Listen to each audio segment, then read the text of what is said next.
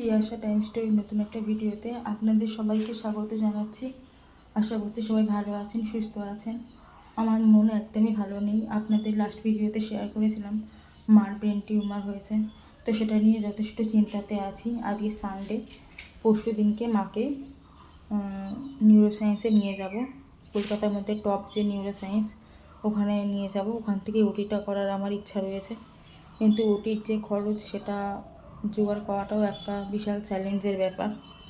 জানি না কতটা কী হবে, কতটা ভগবান আমাকে সাথ দেবে। তো আমি চাচ্ছি আজকে একটু নয়নদেবপুরে কিছু দরকার আছে, আর একটু মনটা ভালো করে আসবো। আর মা বলছে যে দেখ, এক সপ্তাহ বেশি হয়ে গেলে তুই বাড়ি থেকে বেরোচ্ছিস না, তোর মনটা ভালো নেই, সারাক্ষণ আমাকে নিয়ে পড়ে আসিস, তুই তো এত সিনেমা দেখতে ভালোবাসিস, একা যা একটা সিনেমা দেখে আর। মায়ের রিকোয়েস্টেই যাচ্ছি সিনেমাটা দেখতে, বেশিক্ষণের নয়, অল্প সময়ে দেখবো, চলে আসবো। মনটা আমার এতটাই ডিপ্রেশনের মধ্যে রয়েছি যে কোনো কিছুই ভালো লাগছে না।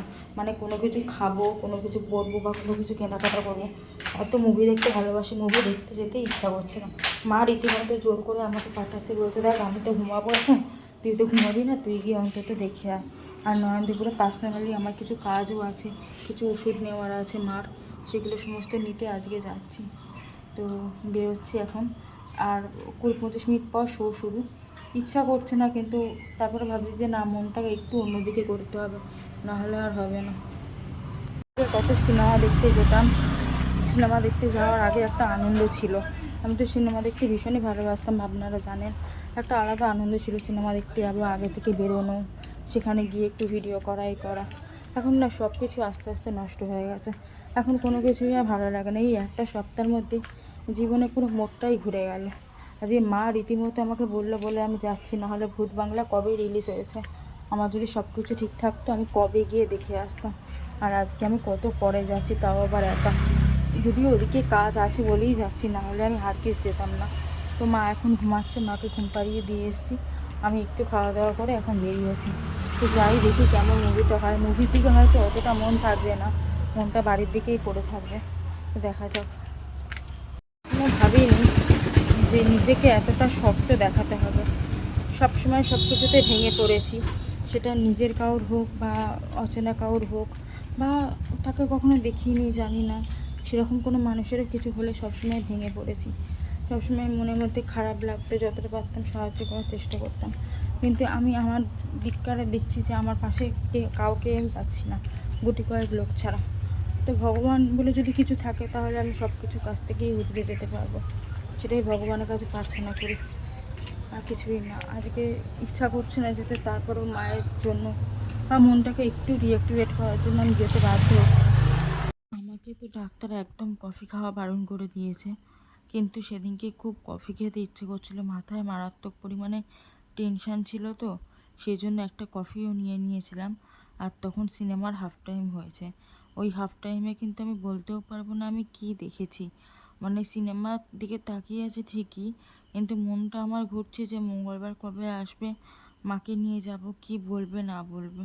মানে টিকিটটা কেটে যে গেলাম, মানে পুরো বেকার। তারপরে হয়ে গেছে মুভি দেখা। তো বাইরেটা বেশ কিছুক্ষণ দাঁড়িয়েছিলাম, একদম ভালো লাগছিল না। মানে মুভি দেখতে আমি এত ভালোবাসি, কিন্তু মানে আসার পরে না একদম ভালো লাগছিল না। তো দেখতে এসেছিলাম ভূত বাংলা, ট্রেলারটা বেশ সুন্দর করেছে। আর এইখানটা দেখলাম খুব সুন্দরভাবে বিগ বাজার লিখে এখানটায় এই জিনিসটা করেছে। এগুলো কিন্তু পুরো ফাঁকা ছিল, জানেন। নতুন করে দেখলাম এইগুলো করেছে।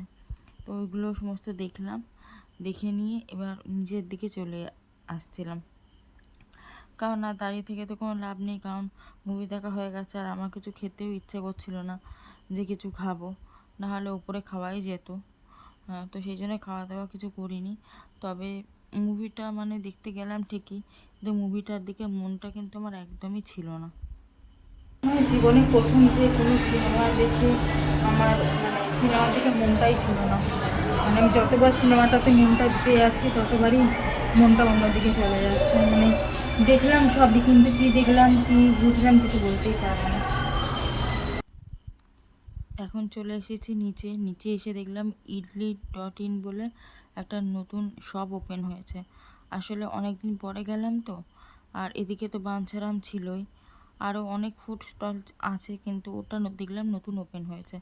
তো পরে যদি কখনো যাই নিশ্চয়ই খাবো ওখানে। তারপরে আমার মায়ের ওষুধ নেওয়ার ছিল কিছু অ্যাপেলো থেকে আর ফ্র্যাঙ্করস থেকে। তো ফ্র্যাঙ্করসে গিয়ে কিছু ওষুধ পেয়েছিলাম, আর কিছু ওষুধ পেয়েছিলাম অ্যাপেলো থেকে। মায়ের পায়ের যন্ত্রণার জন্য এই অয়েনমেন্টটা, তারপরে মায়ের খুব পায়ে ব্যথা তার জন্যে প্যারাসিটামল 1000, আমার সকালবেলার খালি পেটের ওষুধ, আর মার জন্য আমি এই হরলিক্সটা নিয়ে এসেছি, কারণ মায়ের এগুলো খাওয়া এখন ভীষণ দরকার।